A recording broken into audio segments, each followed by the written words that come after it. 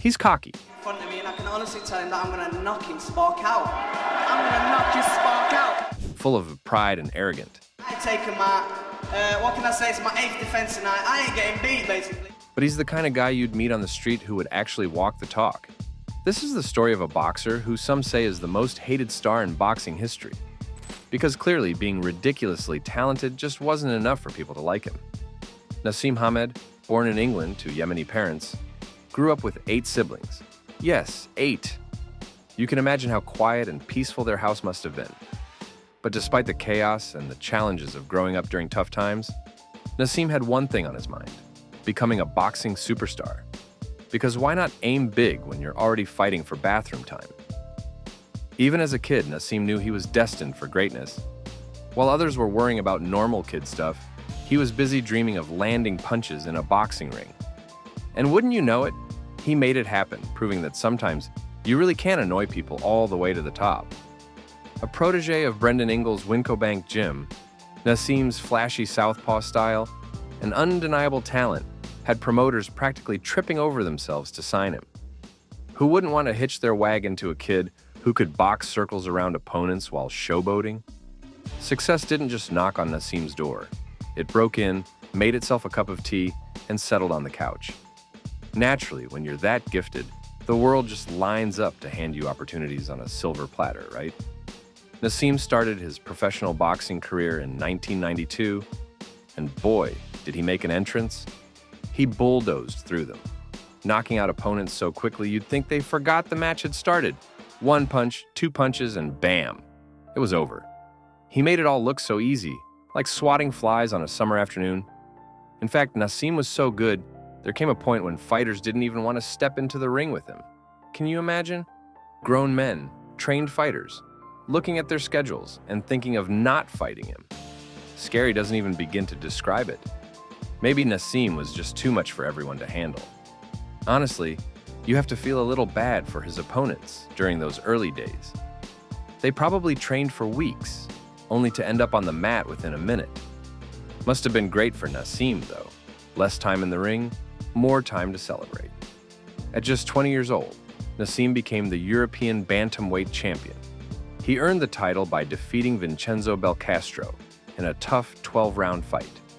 It was a big win for Naseem, showing everyone just how skilled and determined he was, even at such a young age. This victory marked the start of something special in his career. Not long after, Naseem moved up to win the WBC International Super Bantamweight title in 1994. This time, he faced Freddie Cruz in Sheffield. Naseem didn't hold back, delivering a powerful performance that ended the fight in just 6 rounds. Freddie Cruz tried to keep up, but Naseem's strength and speed were just too much for him to handle. As Naseem's career moved forward, his popularity grew quickly. Fans loved his unique and exciting boxing style, which made him stand out from other fighters. But not everyone was impressed. His flashy behavior in and out of the ring also created a group of people who didn't like his approach. When Naseem signed with promoter Frank Warren, his career reached new heights. He started facing tougher opponents, but his skill and confidence didn't waver. In one fight, he knocked out Enrique Angeles in just 2 rounds, showing everyone that he was more than ready for bigger challenges. Naseem's success continued when he faced Juan Polo Perez. Again, he finished the fight in just 2 rounds, leaving no doubt about his power and ability. Everything seemed perfect for Naseem, until it wasn't. For some reason, people started disliking him. Was it his cocky attitude? Oh, probably. People just couldn't handle someone being so sure of themselves, right? Naseem's confidence, or as some called it, arrogance, started rubbing fans the wrong way.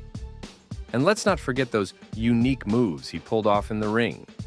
Sure, they were supposed to be clever or intimidating, but to some folks, they were just plain annoying. The way he dodged punches and danced around made his opponents look foolish. It also left fans either laughing or rolling their eyes. We get it, Naseem had his own style. And sure, it's his right to do whatever he wants in the ring if it gets the job done.